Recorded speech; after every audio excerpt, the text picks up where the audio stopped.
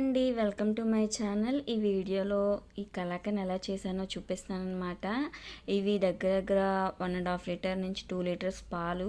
ఈ పాలని ఇలాగా మరిగించుకోవాలన్నమాట. కొంచెం చిక్కగా అయిన తర్వాత ఆల్రెడీ చిక్కన పాలేనండి. నిమ్మకాయ కానీ ఇలా నిమ్మప్పు కానీ వేసుకోవాలన్నమాట. నేనైతే కొంచెం నిమ్మప్పు వేస్తున్నాను. నిమ్మప్పు వేయగానే చూడండి ఎంతలా ఇరిగిపోయినాయో.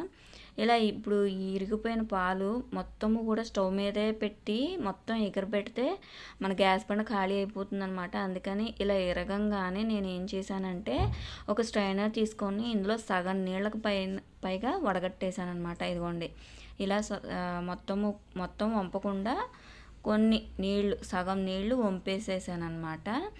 దానివల్ల గ్యాస్ మొత్తం నీళ్ళన్నీ ఎగిరి పెట్టామనుకోండి సగం గ్యాస్ బండ పైన అయిపోతుంది. ఇన్ని నీళ్ళు వచ్చినాయి కాబట్టి. సో అందుకని కొంచెం నీళ్లు మటుకు ఉంచుకొని ఈ పాల ఇరిగిపోయిన పదార్థం మునిగే వరకు ఈ నీళ్ళు మాత్రమే ఉంచుకొని ఇప్పుడు దీన్ని వేడి చేసుకొని మొత్తం కొంచెం దగ్గరికి వచ్చేసినాక సరిపడా పంచదార వేసుకోవాలి. వేసుకొని మీకు ఇష్టమో అనుకుంటే యాలకుల పొడి కూడా వేసుకోవచ్చు. బట్ నేనైతే వేయట్లేదండి. కొంతమందికి యాలకుల ఫ్లేవర్ ఇష్టం ఉంటుంది. సో ఇది దగ్గర పడిపోయినాక ఒక 2 స్పూన్ల నెయ్యి కూడా వేసుకుంటే టేస్ట్ బాగుంటుందన్నమాట. చూడండి ఎంత దగ్గరికి అయిపోయిందో. ఇప్పుడు ఒక గిన్నెలో నెయ్యి రాసుకొని ఈ మిశ్రమాన్ని మొత్తం గిన్నెలోకి ట్రాన్స్ఫర్ చేసుకొని ఒక 2-3 అవర్స్ చల్లారినాక దీన్ని రివర్స్ చేసుకుంటే కలాకండ్ అయితే రెడీ అయిపోతుంది అనమాట. చాలా టేస్ట్గా ఉంది. మీరు ఒకసారి ఇంట్లో 1/2 లీటర్ పాలతోనన్నా ట్రై చేయండి. ఎలా వచ్చిందో తప్పకుండా కామెంట్ చేయండి. నచ్చితే ప్లీజ్ ఛానల్ని సబ్స్క్రైబ్ చేసుకోండి. ఈ వీడియో అయితే చిన్న లైక్ అయితే ఇవ్వండి.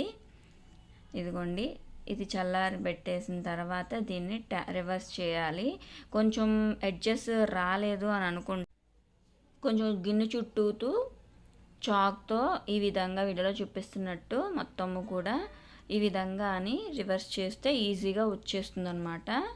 ఇదిగోండి చుట్టూతూ కూడా ఇప్పుడు రివర్స్ చేస్తే ఈజీగా వచ్చేస్తుంది. మనం ఆల్రెడీ నెయ్యి రాసాం కాబట్టి వచ్చేస్తుంది. ఒక 2 సార్లు ట్యాప్ చేస్తే ఇదిగోండి చక్కగా కలాకండ్ అయితే రెడీ అయిపోయింది. నచ్చితే ప్లీజ్ లైక్ చేయండి.